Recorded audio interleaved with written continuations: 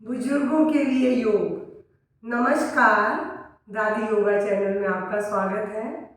आज से अब कुछ एपिसोड बुजुर्गों के लिए होगा, क्योंकि योग हालांकि हम सब जानते हैं कि सभी के लिए ज़रूरी है, चाहे वो बच्चे हों, युवा हों, बड़े हों या फिर बुजुर्ग हों। और आज की परिस्थिति में तो बुजुर्गों के लिए बहुत ज़रूरी है, क्योंकि जैसे ही बच्चे थोड़े बड़े हो जाते हैं वो पढ़ने के लिए बाहर चले जाते हैं और शादी बड़ी उम्र में होती है, तो धीरे धीरे हम भी बड़ी उम्र की तरफ बढ़ते चले जाते हैं। और बच्चे जब पढ़ लिख लेते हैं तो जॉब के लिए भी बाहर चले जाते हैं, तो अक्सर बुजुर्ग अकेले रह जाते हैं। अब अकेले बुजुर्ग अगर और भी अकेला हो जाए तो आप सोच सकते हैं उनको कितनी परेशानी होती है, क्योंकि उम्र के साथ साथ शरीर शिथिल हो जाता है, मांसपेशियां, हड्डियां सब कमजोर होने लगती हैं, याददाश्त भी साथ छोड़ने लगती है। और ऐसे में अगर अकेलापन हो तो कितनी मुश्किल है। तो क्यों ना हम समय रहते अपने लिए योग की शुरुआत करें। देखिए, चाहे किसी भी उम्र में हो, आप किसी भी उम्र के हो, योग मैंने बोला सबकी ज़रूरत है, पर बुजुर्गों के लिए इसलिए ज़रूरत है क्योंकि आज अधिकतर आप देख रहे हैं बुजुर्ग अकेले हैं। अब चाहे वो पति पत्नी साथ हो या वो अकेलेपन में हो, तो उन्हें बार बार डॉक्टर के पास जाना, दवा का प्रबंध करना कितना मुश्किल है। और दवाई किसी चीज़ का इलाज नहीं है। अगर आप थोड़ा थोड़ी अभ्यास, चाहे बिस्तर पे लेटे हुए क्यों ना हो, अगर आप करते रहेंगे तो आपकी बॉडी एक्टिव होगी, और एक्टिव बॉडी होने से आप धीरे धीरे अपने स्वास्थ्य को ठीक कर देख पाएंगे। तो मैं आज आपको ऐसे मरीजों के लिए, ऐसे बुजुर्गों के लिए योगाभ्यास बता रही हूँ जो बिस्तर पे लेटे हुए हैं। अब चूंकि बिस्तर पे लेटे हैं तो कोई ना कोई तो घर में है, तभी उनकी देखभाल संभव है। और ये उन लोगों के लिए भी है कि जो बुजुर्ग की तरफ, बड़ी उम्र की तरफ बढ़ रहे हैं, तो कहीं हमारा हाल ऐसा नहीं हो, उसके पहले ही हम सचेत हो जाए। तो आप जो भी हैं, बिस्तर पे लेटे हो, नहीं लेटे हो, दोनों ही स्थितियों में योग की शुरुआत हमें ज़रूर कर लेनी चाहिए। लेकिन आज का एपिसोड मैंने बोला उन लोगों के लिए है। आपके घर में अगर कोई ऐसे बुजुर्ग हैं जो बिस्तर पे लेटे हुए हैं और वो बहुत कुछ नहीं कर सकते हैं, उनके लिए अपने आप उठ के बैठना चलना संभव नहीं है, सहारे की ज़रूरत है, तो प्लीज़ आप उन्हें ये एपिसोड दिखाएं, उन्हें करने के लिए प्रेरित करें, ताकि उनके शरीर जो है पूरा जकड़े नहीं और धीरे धीरे वो अपने शरीर पर कंट्रोल कर सकें। चलिए, सबसे पहले मैं लेट के ही बता रही हूँ, जो बिस्तर पे लेटे हैं। अब बिस्तर पे लेटे लेटे क्या करेंगे, ऐसा नहीं है। सांस के साथ शरीर की जो भी क्रियाएं हम करते हैं वो योग ही कहलाती हैं। तो अब हमें सांस के साथ कहाँ से शुरुआत करनी है, सिर से शुरुआत करें चाहे पैरों से। आज मैं सिर से ही शुरुआत कर रही हूँ। सिर से शुरुआत करने के लिए सबसे पहले गर्दन को ब्रीद आउट करते हुए राइट साइड बेंड करें, फिर घुमाते हुए सांस भरते हुए सीधे लाए और सांस छोड़ते हुए बाईं तरफ। सांस के साथ जो करेंगे सब सांस के साथ। अगर वो उठ के नहीं बैठ पा रहे हैं तो वो ज़्यादा मूवमेंट नहीं दे पाएंगे, इतना तो कर ही सकते हैं।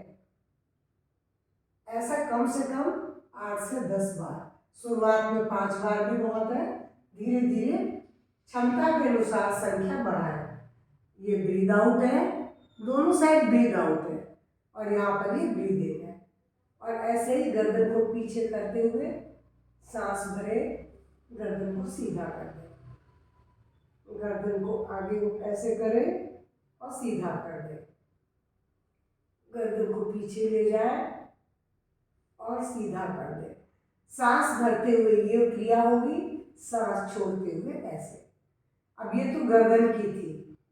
अब उसके बाद हम क्या करेंगे, सीधे हम हाथों की तरफ आएंगे। हाथों को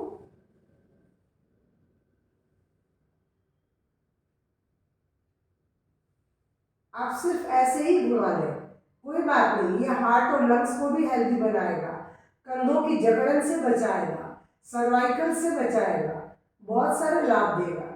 सांस भरे, सांस छोड़े, सांस भरे, सांस छोड़े, और ऐसे ही उल्टा भी घुमाएंगे आप। अगर आप बिस्तर पर हैं तो आप बहुत ज़्यादा मूवमेंट नहीं दे पाएंगे, लेकिन कुछ तो करेंगे। ये आपकी कंधों की एक्सरसाइज थी। उसके बाद है अब कोहनी की।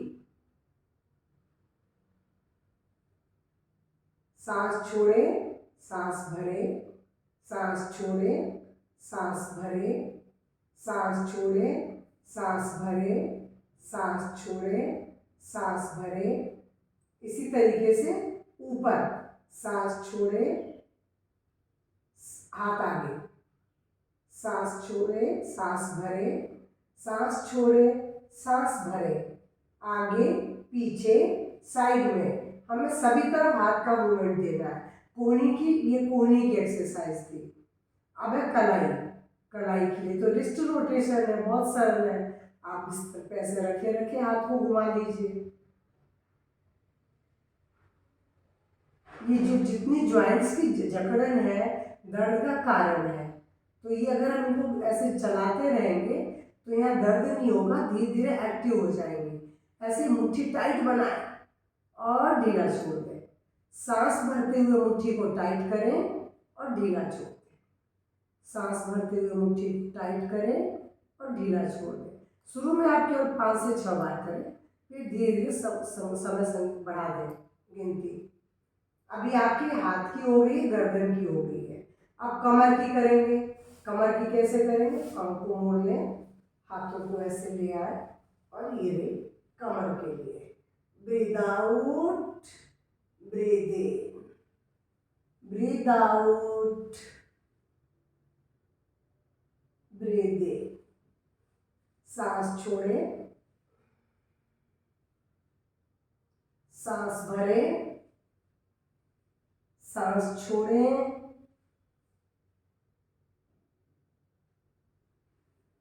सांस भरें,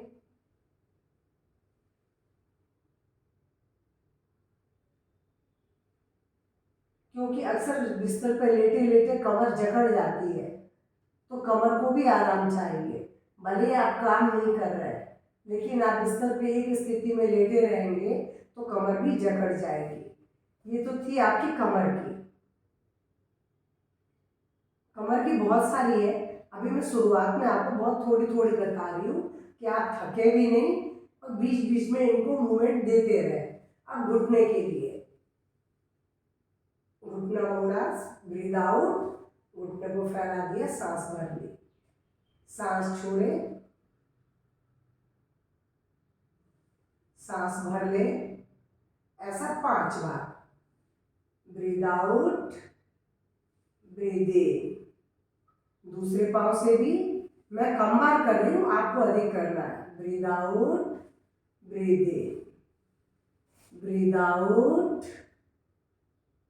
ब्रीद इन, ब्रीद आउट। ये कमर दर्द के साथ साथ घुटने को भी ठीक करेगी। अब घुटने को टाइट लूज करना है। घुटने को टाइट किया सांस के साथ और ढीला छोड़ दिया। घुटने को टाइट किया और ढीला छोड़ दिया। घुटने को टाइट किया और ढीला छोड़ दिया। सांस के साथ टाइट करेंगे, सांस छोड़ते हुए ढीला छोड़ देंगे। अब घुटने की एक्सरसाइज के बाद आपको एंकल की करनी है। एंकल के लिए ब्रीद आउट, ब्रीद इन, ब्रीद आउट, ब्रीद इन, ब्रीद आउट, ब्रीद इन। ये भी 7 से 8 बार या 10 बार कर सकते हैं। एंकल रोटेशन नॉर्मल ब्रीदिंग में। आप जब भी ऐसा करेंगे आप खुद अनुभव करेंगे कि सचमुच इन जोड़ों में बहुत हल्कापन आ गया है, क्योंकि पड़े पड़े शरीर और हार्ड हो जाता है, कड़ा हो जाता है, जो हमारे दर्द का कारण बनता है। दर्द और बेचैनी दोनों से बचेंगे। अब ये तो थी एंकल रोटेशन और एंकल बेंडिंग, आपने दोनों कर लिए। अब फिंगर्स के लिए ये ब्रीद आउट, ब्रीद इन, ब्रीद आउट, ब्रीद इन, ब्रीद आउट, ब्रीद इन, ब्रीद आउट, ब्रीद इन। ये भी 8 से 10 बार करिए, आपको पूरे पंजों में बहुत हल्कापन समझ में आएगा। और उसके बाद हाथों को पीछे ले आए, पैरों को सामने मिलाए, खींचे अपने शरीर को अपनी ताकत से बस, और ढीला छोड़ दें। सांस भरते हुए शरीर को, पैरों को सामने, हाथों को पीछे खींचें और सांस छोड़ते हुए ढीला छोड़ दें। ऐसा 2 से 3 बार जरूर करें और ढीला छोड़ दें। बस इतनी एक्सरसाइज से भी जो मरीज बिस्तर पे है उन्हें बहुत हल्कापन लगेगा। अब बिस्तर पे लेटे लेटे मैं सांसों का एक अभ्यास बता रही हूँ कि जो इनके लिए, पूरे शरीर के लिए बहुत लाभदायक है। आपके मन के तनाव को, शरीर के सारी जकड़न को, और जो भी कुछ आपको बेचैनी है, किसी तरह का दर्द है, उसको भी आप दूर कर सकते हैं।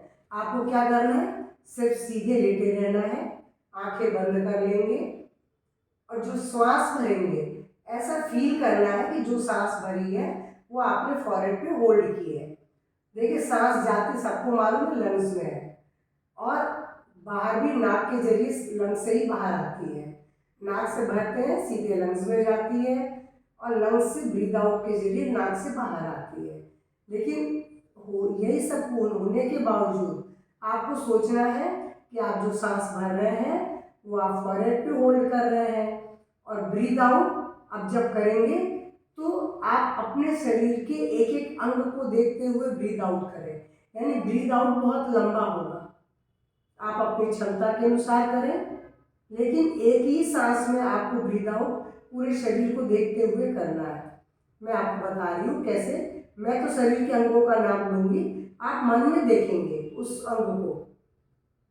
सांस भरी, फॉरहेड पे होल्ड कर ली, चेहरा, गर्दन, छाती, कंधा, पेट, कमर, घुटना, काफ मसल्स, एड़ी और टखने से, पैरों के रास्ते अंगूठे से बाहर।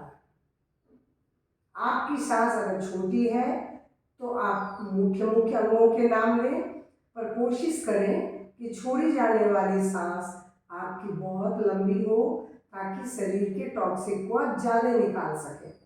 सिर्फ ये एक सांस का अभ्यास जो है आपके शरीर को और अधिक एक्टिव और एनर्जेटिक बनाएगा।